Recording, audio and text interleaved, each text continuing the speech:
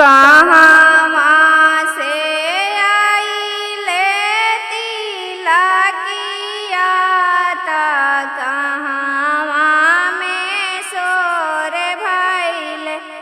कहाँ से आइले तिलकिया त कहाँ में सोर भइले।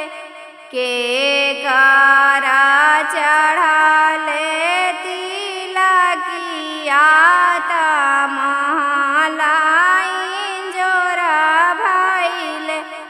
के करा चढ़ाले तिलकिया त महलाइन जोरा भइले।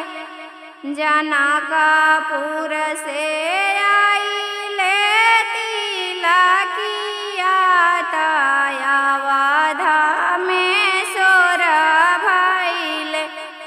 जनकपुर से आइले तिलकिया त अवध में सोर भइले।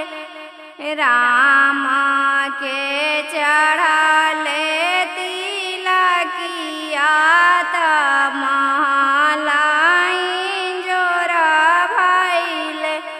सुंदर दुल्हा के चढ़ा